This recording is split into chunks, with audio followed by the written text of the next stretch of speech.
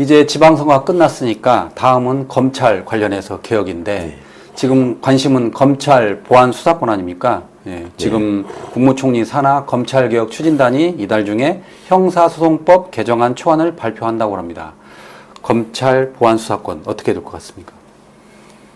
그러게요. 이번 지방선거 결과 때문에 어찌 될지 이제 또 걱정하시는 분도 있을 텐데 기존에 이제 그 청문회 과정에서나 국정조사 과정에서 여러 가지로 이 사람들이 얼마나 위험한 생각을 가지고 있는 그리고 얼마나 시대에 뒤떨어진 집단인가 하는 게 너무 드러났잖아요. 예. 그래서 설사 이거 걱정하는 뭐든지 이렇게 쭉 이어져 오던 상황들이 개혁 작업을 통해서 바뀌게 되면 약간의 혼란은 있을 수밖에 없습니다. 그거는 어느 시대나 어느 환경에서나 그럴 수밖에 없는 건데 그거를 좀 감수하더라도 장기적으로 우리가 부담해야 되는 그리고 과거부터 쭉 부담해왔던 그 막대한 사회적 비용을 생각한다면 이번에는 확실히 결단을 해서 다 끊어내야 되는 거 아닌가라는 게 제 오래된 생각입니다. 예.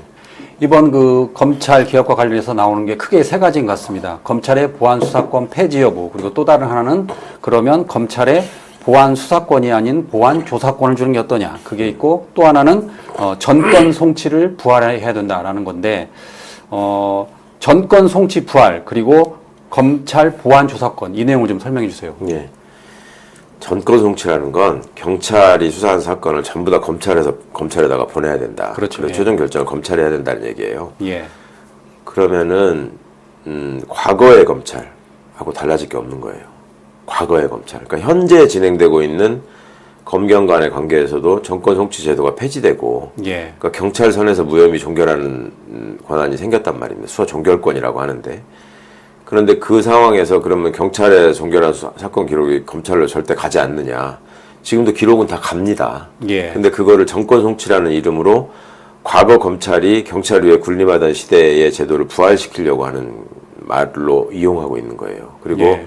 전권 송치하고 반드시 세트로 나오는 게 이제 보안 수사권인데 그 경찰을 믿을 수 없으니 모든 사건을 다 받아가지고 우리가 검사하고 부족한 게 있으면 수사하겠다 이 말이거든요. 그거를 국민들을 위해서 억울한 피해자가 없게 하겠다라는 말을 해왔는데 그러면 과거의 검찰이 지금 얘기하고 있는 이런 어떤 제도로 만들어질 공소청, 중수청으로 나눠진 검찰보다 훨씬 더 막강한 권한을 다 한 손에 쥐고 있었잖아요.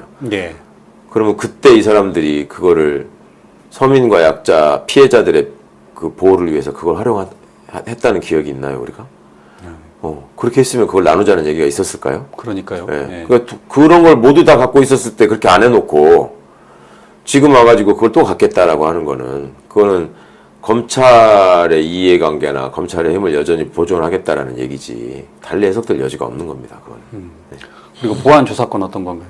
보안 조사권은 이제 보안 수사권에 대한 어떤 그 시민적 저항이나 정치적 함의가 너무 크다 보니까 보안 수사권을 남겨두는 거는 위험하다라고 생각하는 쪽에서 나름 생각해낸 아이디어인데, 그러니까 수사가 아니고 행정조사라는 게 있어요. 행정조사라는 거는 행정관청이 어떤 통계 수집이나 뭐 이런 것들을 위해서, 그러니까 뭐 세무조사 예를 들면 그런 게 있죠. 대표적인 행정조사입니다. 그 다음에 감사원, 감사관들이 그 공무원들 조사했다가 뭐 어쩌고 한 거 있었죠. 그런 것들. 그 다음에 시민들이 흔히 접하시는 거는 인구조사 때 이렇게 답변하고 하는 거 있잖아요. 예. 그런 것들이 행정조사에 다 포함되는 건데, 그런 조사에, 그러니까 강제 수사를 못하게 함으로 해서 검찰이 말하자면 보안수사권을 통로로 해서 꼼수를 부려서 다시 예전의 정치검찰로 부활하려는 시도를 하는 거 아니냐라는 거를 막아야 된다라는 이론과, 또 하나는 경찰이 그러면 다 잘하느냐, 잘못된 수사를 하고 그거에 대해서 무책임하게 나올 때 누군가는 그걸 해결해 줘야 될 거 아니냐, 그러니 보안수사권이 필요하다, 이런 논리가 지금 있는 거잖아요. 그럴 때 그 두 번째 보안수사권을 둬야 된다는 사람들의 의견은 일부 받아주면서, 그렇지만 검찰이 수사권을 가지고 다시 장난치지는 못하게 하는 방안으로 절충안으로 이게 이 정도면 되지 않냐라는 예. 일종의 아이디어 차원에서 제시된 것 같아요. 근데 그거는 그냥 그 앞서 얘기한 바대로 뭐 이런저런 거를 확인할 수 있는 수준의 조사라기보다는 그 과정에서 인권이 침해될 소지가 훨씬 큰 방안입니다. 그러니까 이거는 변호인 참여나 그다음에 그 서류 작성이나 이런 것들에 있어서의 엄격한 정법 절차의 준수 뭐 이런 것들이 상대적으로 소홀하게 되거든요. 그러니까 국세청에서 세무조사 나올 때 영장 갖고 오나요? 그냥 와가지고 막 뒤지잖아요. 그렇죠. 그러니까 이제 그런 식의 일을 또 벌일 수 있는 거예요. 이 행정조사권을 인정해주게 되면. 그러니까 이제 그런 문제점이 훨씬 더 클 것 같아서 아이디어 차원에서 몇 달 전부터 나온 얘기긴 한데 지금 사실상은 좀 폐기된 얘기가 아닌가 싶은데. 이번에 지방선거 끝나니까 그런 기사가 나와서 제가 여쭤본 겁니다. 그러니까 예전에 있던 얘기니까 이제 이런 얘기들이 나올 것 같다라고 모아둔 것 같아요. 근데 저로서는 뭐 그다지 그렇게 큰 논의의 대상이 될 것 같지는 않습니다. 이와 관련해서 구자연 검찰총장 직무대행이 지방선거 전인 5월에 회의를 열어가지고 고검장, 지검장 회의에서 검찰의 그 보안 조사권에 대해서 논의를 했나 봐요. 근데 안 된다. 그쪽에서는 아마 계속 보안 수사권을 요구하는 것 같습니다. 검찰에서. 그렇죠. 거기가 밥벌이 챙기는 게 지금 제일 중요한데. 그러니까 뭐 어떤 상황에서든지 하여튼 그 옛날로 돌아가는 시도를 지금 멈추지 않잖아요. 과거에 검찰개혁 법안들 나올 때도 보시면 아시겠지만 무슨 뭐 수사사법관 제도를 만든다고 한다거나 무슨 뭐 대공소청이라고 해서 그대로 유지하겠다고 한다거나 뭐 이런 것들이 지금은 이재명 정부 시절이니까 어쩔 수 없이 이제 잠시 여론도 너무 안 좋고 하니까는 그냥 잠깐 엎드려 있다가 나중에 또 우리가 또 여기 시끄럽게 해가지고 정권 바꾼 다음에 또 옛날로 돌아가자 이런 생각이 기본적으로 있죠. 그러니까 이게 얼마나 위험한 생각인지를 시민들이 잘 알고 좀 막아내야 된다고 생각합니다. 대검찰청이 내놓은 자료를 보면 올해 3, 4월 검찰의 처분 사건 가운데 45.6% 그러니까 절반가량이 보안 수사를 거쳤다라는 통계를 내놨습니다. 검찰은 여전히 보안 수사권의 필요성을 강조하고 있습니다. 그 보안 수사권의 통계가 검찰 발표를 그대로 믿을 수 없는 통계일 거예요. 본인들의 의도에 맞게 통계를 편의적으로 만들었을 가능성이 저는 굉장히 높다고 보고요. 그건 검증을 해보면 아마 그만 드러날 겁니다. 기존의 보안 수사 사례로 억울한 피해자를 구제한 것처럼 홍보했던 사건들이 몇 개 있었어요. 계속 언론에다가 뿌리면서 그거의 내용을 살펴보면 사실상 경찰이 다 한 거를 본인들이 한 것처럼 포장지만 바꿔가지고 선전한 경우가 대부분이었거든요. 그러니까 이런 거에 좀 현혹되지 않으셨으면 합니다.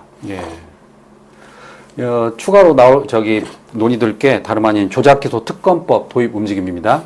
민주당이 4월에 윤석열 정권 검찰, 국정원, 감사원 등 이른바 그 조작 수사, 조작 기소에 대해서 관련 의혹의 진상 규명을 위한 특별 검사 법안을 4월에 발의를 했습니다. 그런데 잘 아시는 것처럼 지방선거를 앞두고 쟁점 가운데 하나가 그 대통령이 임명한 특검이 공소 취소를 할 수 있는 근거를 담으면 이게 셀프 면죄부 아니냐라고 해서 지방선거 이후에 논의하기로 했잖아요.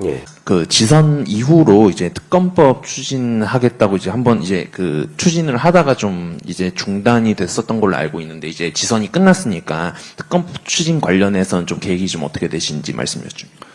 일단은 그거는 현재 뭐 법이 상정되어 있는 상태이기 때문에 그 법안을 어떻게 처리할지에 대해서는 논의가 있어야 된다고 생각합니다.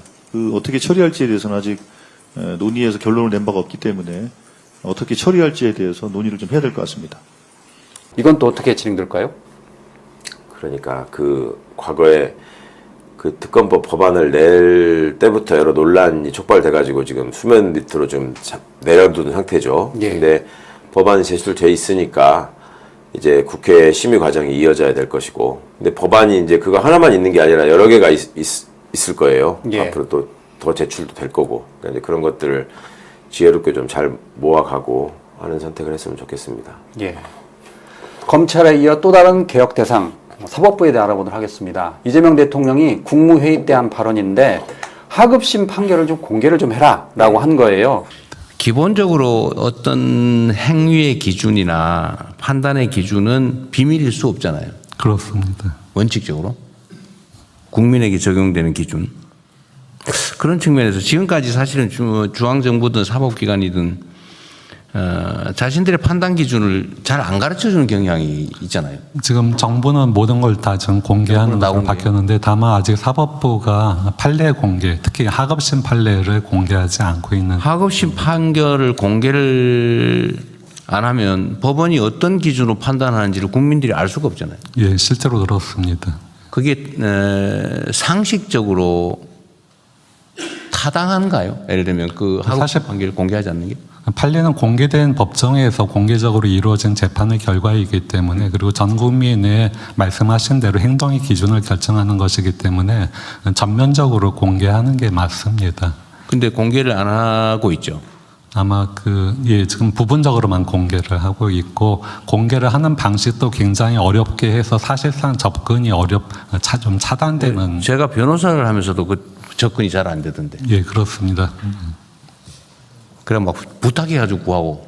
예, 그러니까 지금 그 일산에 있는 그 사법연수원, 과거에 그 사법연수원 건물 내에서 가서 그쪽 시스템을 이용해서만 검색을 해야 되고 또 메모 자체도 불가능하게 되어 있습니다. 보기만 해라. 예. 써가지 마라. 예, 외워라.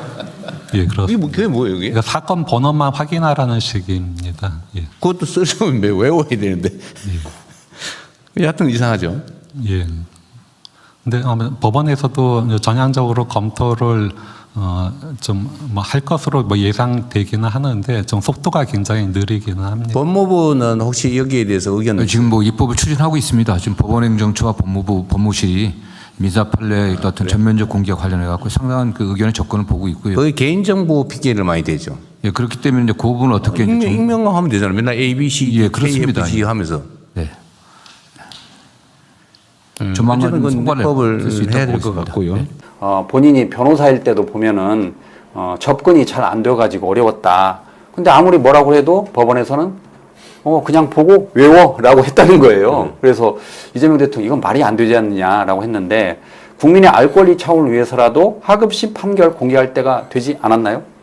그렇죠. 이 선진국에서는 다 공개가 됐고 지금도 미국 판결은 실명으로 다 검색이 됩니다. 실명으로. 진즉부터. 예. 아, 그리고 그렇게 하는 이유는 그러면 또 국민주권하고 저 반대쪽에서는 명예훼손 뭐 그런 문제 삼지 않나요? 아니, 전혀. 그러니까 그런 걸 가지고 이용해서 다른 명예훼손 범죄로 나아가면 당연히 그거야 문제가 될 수 있겠지만 예. 명예훼손을 또 형사처벌하는 데도 우리나라밖에 없어요, 거의.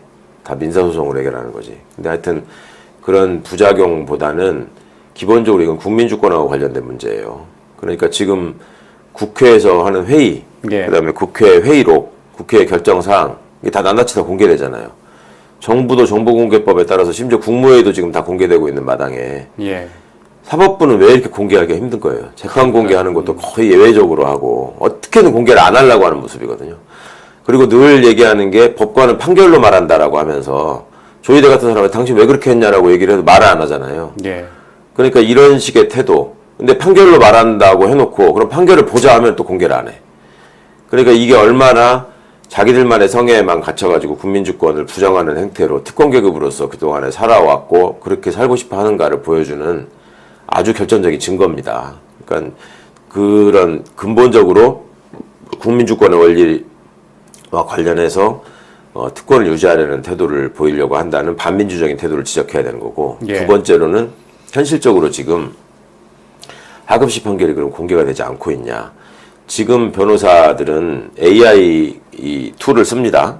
근데 거기 보면은 예, 내가 법원에다가 제출해야 되는 서면이나 이런 것들을 AI를 이용해가지고 과거 판결들을 쭉 검색해가지고 이게 만들어주는 그 서비스가 생겼어요. 예. 유료로. 근데 거기 보면은 하급식 판결들이 상당 부분 많이 들어가 있어요. 그러겠죠. 민간 사업자가 하는 거에. 그러니까 이제 공공의 정보가 민간 사업자의 사업 수단으로 활용되고 있는데 이미 넘어간 거네요. 이미 예. 그러니까 그거는 이미 활용되고 있는데 예. 지금 법원이 버팅겨야 될 이유가 없는 거예요. 그러니까 그거를 어떻게 그게 거기 다 들어갔냐 했더니 그 서비스를 하는 사람이 변호사들은 다 자기가 수행한 거에 대한 판결문들을 갖고 있잖아요. 예. 그러니까 그 판결문을 몇 개 이상 자기들한테 제공을 하면 구독료를 깎아주거나 면제해주거나 하는 식으로 그냥 모았다는 거예요. 아, 법원이 준 게 아니고 자체적으로 예, 수집을 자체적으로. 한 거군요. 예. 예. 그러니까 그렇게 해서 수집될 것 같으면 어차피 될 건데. 그렇죠. 수집될 건데. 네. 그러니까 이게 현실적으로도 안 맞는 얘기인 거예요. 공개를 그러면 해야지. 결과적으로 법원이 하급심 판결을 공개하지 않음으로써 특정 업체의 그 돈벌이 수단이 된 거네요. 그렇죠. 좀 심하게 말하면. 네, 그렇게 되는 거죠. 공공의 자산이. 예. 그러니까 이런 현실들을 시민들이 잘 모른다는 걸 이용해가지고 예. 모르죠. 그걸 누가 알겠어요. 이런 걸. 그러니까 저도 참 처음 들었는데. 야. 빨리 좀 사법부가 정말 혁신이 돼야 됩니다. 얼마나 딴 세상을 살고 있는지. 그러니까 조금 전에 저랑 잠깐 이야기한 건데 의원님 그런 말씀하셨잖아요. 내란 재판도 CCTV 공개해가지고 법원에 적나라한 모습이 공개됐는데 하급심 판결하면 오죽하겠느냐. 지금 그거죠, 지금. 그러니까 많은 분들이 내란 재판 하는 걸 보면서 판사에 따라서 저렇게 태도가 다르고 예. 저렇게 재판 진영이나 법정 내 분위기나 권위가 다르고 그 결과가 또 저렇게 편차가 심하고 이런 것들을 절실하게 보시면서 야 이거 사법부 진짜 개혁해야지 큰일 날구나 하는 생각을 하시잖아요. 예. 그걸 마지못해 특별법 때문에 하다못해 그것만 재판만 일부만 공개해도 그런 어떤 국민들의 인식이 커지는데 이제 글자로 다 써있는 그 자기 이름들이 판결한 판사들 이름들이 다 써있는 기록물이 판결문이 다 공개가 되면 자기들의 어떤 민낯이 그대로 다 공개된다고 두려워하는 것 같아요. 예. 그 얼마나 비겁하고 잘못된 모습이에요. 공직자가 자기가 일한 결과물을 국민들한테 당당하게 드러내고 설명할 수 있어야지 그걸 못하면 공직자로 있으면 안 되죠. 좀 심하게 말하면 매우 비겁하고 매우 잘못된 태도입니다. 아니 다른 건 몰라도 하급심 판결이 공개되면 국민들이 자기 관련 사건을 어떻게 대처할지 그 준비 방안을 마련할 수 있는 거잖아요. 당연하죠. 그러니까 당연히 국민의 권리인데 그거를 안 하네. 그러니까 그게 많은 사람들한테 그게 다 저기가 되면은 내 특권이 줄어든다라는 생각이라니까요, 기본적으로. 예전에 세종대왕이 한글을 창제하셨을 때 하시려고 할 때 그 대신들이 다 반대했다는 거잖아요. 예. 그때 주요 내용이 그거였어요. 그 대통령 왕의 생각은 세종대왕의 생각은 뭐였어요? 이게 어린 백성이 자기가 뜻한 바를 어떻게 펼치고 싶어도 문자가 없어가지고 그걸 못한다. 예. 그러니까 내가 이 28자를 만든다. 이게 써있잖아요. 예. 근데 그때 신하들은 그렇게 해놓으면 얘들이 정보를 공유하게 돼서 개긴다. 그 통치가 안 된다. 어떻게 예. 하려고 그러십니까? 그 얘기를 했단 말이에요. 이른바 백성들의 머리가 굵어져서 반발이 심해질 그렇죠. 똑같은 발상인 거예요, 지금. 한번 그러네요. 생각해 보십시오. 정말. 너무 똑같지 않아요? 정말 적절한 표현입니다. 아니 그러면 정부에서 그걸 강요할 수는 없습니까? 어떻게 사법부를 이렇게 압박을 해서 왜 안 하느냐? 아니, 이제 국회가 법으로 하면 되죠. 법으로 입법으로 이러이러 저기를 다 공개해야 된다라고 입법을 하면 되는데 그 과정에서 이제 사법부가 또 집단적으로 또 그 반발하는 모양새가 생길 수 있으니까 가능한 한 사법부가 직접 본인들이 자기 머리를 깎는 게 제일 좋죠. 그렇죠. 그게 가장 좋은데. 근데 안 되면은 이제 여론을 통해서 국회가 움직여가지고 입법화 시켜서 예. 재판도 공개하기 싫어하는데 특별법으로 만드니까 공개하잖아요. 그러네요. 그러니까 그런 식으로 해야 되는 수밖에 없는 거예요, 지금. 어쨌든 대통령이 국무회의 때 언급을 했으니까 좀 진척사항이 좀 나올 것 같습니다. 법무부 장관이랑 법제처장이 안 그래도 법안이 제출돼 있고 추진 중이다라는 얘기를 했으니까 예. 좀 지켜봐야 될 것 같습니다. 네. 요새 검찰이 고생이 많던데 하여튼 이렇게 그 와중에도 성과를 내주셔서 고맙고요. 그리고 혹시라도 무오류의 함정에 빠지면 안 됩니다. 예. 누구나 잘못할 수 있어요. 예. 잘못하면 사과하고 취소하는 거예요. 어느 기관도 마찬가지죠. 그리고 준공익기관, 아니 준사법기관 예. 또는 공익 의무를 예. 객관 의무를 가진 기관이잖아요. 예. 엄청난 권한도 가지고 있고, 어쨌든 그에 합당한 책임도 가져야 됩니다.